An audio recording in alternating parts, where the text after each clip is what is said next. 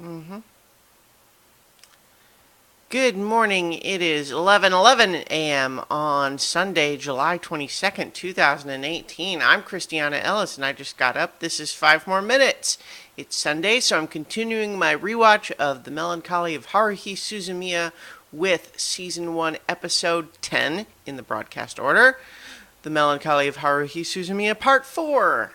That takes a long time to say. All of that stuff. So, this episode, I think, is one of the only points in this rewatch where I feel like when I started this rewatch, I discussed the pros and cons of the two different episode orders. There's the broadcast order and the chronological order.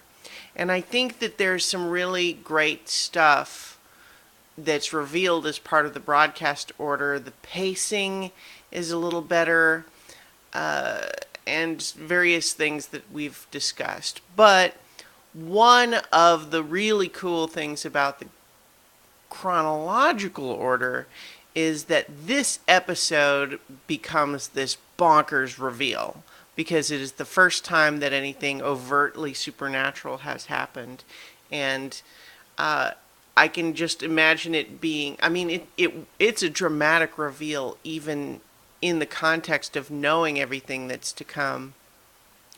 But to have this episode come out of nowhere, if you're watching chronologically in only episode 4, that's got to be a really cool dramatic reveal. And so I envy the chronological order that a little bit, even if what it means in contrast. See, if you were watching the chronological order, you get the first 3 episodes, which is, Kyon getting involved with the SOS Brigade and learning that if we recall what happened in the Melancholy of Haruhi Part 3, which was the immediate precedent to this one, Kyon had finally learned that Yuki was calling herself an alien, that Mikuru called herself a time traveler, and that Koizumi called himself an Esper.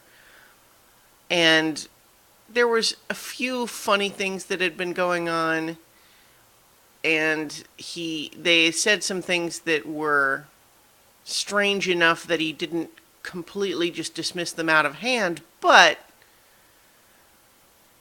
we hadn't really seen anything happen. So imagine that, and then jumping to this one, when that sudden reveal with Asakura, the student who turns out to be more than she appeared, and then to follow that up with proof that Mikuru is a time traveler. That's got to be super dramatic. Now, by contrast, if you're watching in the chronological order, you get this whole epic first arc of, the storyline that is, parts 1 through 6 of The Melancholy of Haruhi Suzumiya, and then you get a whole bunch of filler episodes in a row, which are interesting in their own right, but don't really have like a sweeping story arc to them in that order, as opposed to, this order of, spacing it out, filling in little bits here and there, and then getting to revisit how that came to be. I kind of like that overall, but it does soften the blow of the reveal here, which I have mixed feelings about. In any event, let's talk about this episode. So, what had happened previously in the last episode, as previously discussed, Kyon had learned that at least they claimed, the SOS Brigade, except for Haruhi, is consisting of all supernatural entities of one kind or another. We start this episode with Haruhi kind of down in the dumps. Now, why is that? If we recall what happened in part 3, the SOS Brigade had their first kind of group outing where they're supposed to all be walking around looking for signs of any mysteries. We also recall Haruhi was kind of continuously frustrated because she kept not getting paired with Kyon. And then every time Kyon kind of came back, she would be mad at him for not finding anything, even though she didn't find anything either. And the whole thing kind of just got wrapped up on a note of frustration. And so, even though, from Kyon's perspective, in addition to dealing with Haruhi's demands, he's also got this reveal that he learned from Yuki that she's claiming to be an alien, Mikuru claiming to be a time traveler, Koizumi claiming to be an Esper. So he's kind of still not entirely sure what's going on, but as he comes back to class, Haruhi's down in the dumps. And we see Ryoko Asakura, the student that has been trying to get Haruhi to come out of her shell, is continuing to do so. And it's a little bit of a reminder of like, oh yeah, that character that has only shown up in this series of episodes and not in any of the fillers. I wonder why that is. Well, as it happens, Kyon is talking with Haruhi. What is it that she's irritated by, right? Well, she's irritated that they didn't find anything, so she says. But, for example, Ryoko actually asks Kyon, maybe she's fallen in love. And we can kind of be a little bit curious about that too, because one of the notes that both Mikuru and Koizumi had given Kyon, and Yuki for that matter too, is they're all basically saying something very unusual about Haruhi. She seems to have some abilities she doesn't know about. She has drawn an alien, a time traveler, and an Esper to her, and also you. So what's up with you? And so again, we can kind of start to see like, well, we can maybe start putting together what's going on. Kyon was one of the first people to actually engage her on that supernatural stuff, which seems to be all she really cares about. So in any event, she's frustrated. She apparently went back and walked the same route that Kyon had taken yesterday, like maybe to say like double check what he looked at or something, and she's frustrated that the weather's hot. And then apparently she had plans to take all those pictures of Mikuru in the maid outfit and put them on the webpage, and Kyon has to talk her out of that, but he is not quite so altruistic because he does actually save all of the photos as well. Saves a copy for his own use, which, yeah, it's a little creepy, right? I mean, it's better than to have them go up on the website, but he's not quite all noble there. But Haruhi's frustrated, right? I mean, to some extent, we know that the Melancholy of Haruhi Suzumiya, this opening storyline, I mean, it's called the Melancholy of Haruhi Suzumiya. She is not, getting what she wants out of life right now. And, she actually talks about, Kyon suggests, why don't you find a guy and something? And she says, no, that's not what I want. But confesses in her denial, well, sure, I think about that stuff sometimes, but, yeah. In any event, Kyon is distracted himself because he got a note saying to meet someone. Turns out it was Ryoko Asakura. Turns out she's actually a backup alien kind of like Yuki, except that she thinks that it's better, instead of just waiting and observing Haruhi, it's better to provoke a reaction. And so in order to do that, she is going to kill Kyon with a knife. And that scene is amazing because it's just, like I said, comes out of nowhere in the episode. It's so sudden. The visuals are so striking.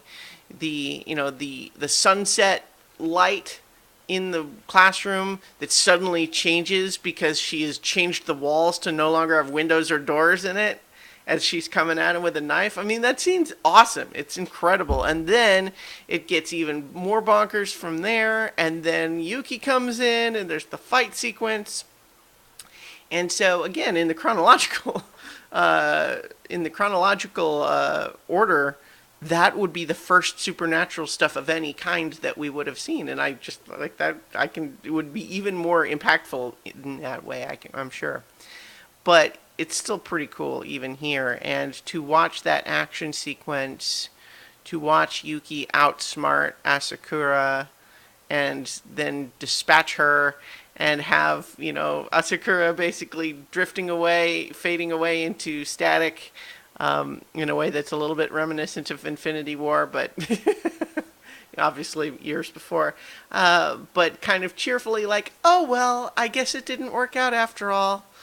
I hope you enjoy continuing to live. And just like being sincere about it. It's like super creepy. And we discover that this is the reason that in all of the later episodes, Yuki does not have her glasses anymore. And we get a misunderstanding where Kunikita finds, or no, I think Taniguchi is the one that comes in, yeah, finds Kyon with Yuki and misunderstands because how could he possibly guess what was really happening? So this idea of introducing danger into this situation is new for Kyon in this part of the story. And then that's followed up by getting another note, but this one being explicitly from Mikuru, and then this idea of it's the more grown-up Mikuru who still thinks of Kyon affectionately and has come back to tell him, you're gonna be in danger again soon with Haruhi, and when that happens you have to think of Snow White. And at this point in the story we have no idea why. Like, why Snow White? What about Snow White? Well, I mean, all will be revealed as we continue that story arc. But in the meantime, to prove it, like, even though at this point I don't know that she needs proof, or he needs proof from her of her identity so much, but she shows him this mole, which on the one hand, it's an excuse for her to display a bunch of cleavage, but the mole is something he hadn't noticed yet, even though the camera kind of drew our attention to it briefly when we were looking at the photos of her in the maid outfit that Kyon saved. And so in the meantime, we have now the definitive proof for Kyon of everything that's going on. Like, he really believes it now. He wasn't quite sure what was going on before. Now he's pretty sure, and we've had some serious action go on, including a risk of death. So it's going to just keep, going from there. But I like this episode a lot. And again, I think, this is one of the places where I am, I go back and forth. Like, when I was trying to decide which order to do, this part was specifically like one of the pro sides for the chronological order because it's just such a cool reveal in that way. But, it's still good. So some things are kicking up into gear. Now, as we continue our rewatch, we have another 2 filler episodes to go before we are going to wrap up this season 1 storyline. So next week we're going to be talking about the episode called The Day of Sagittarius, which is kind of a, I think it's got some really fun visuals and stuff in it. Well, I'll talk about it next week. The Day of Sagittarius is the episode for next week. And there's going to be 2 filler episodes, but one of them is really special, I think. And then we'll finish up the season 1 storyline, with part 5 and part 6 after that. So I'll go ahead and leave it there, and I will be back next week for that episode. And in the meantime, I'll talk to you tomorrow for 5 more minutes.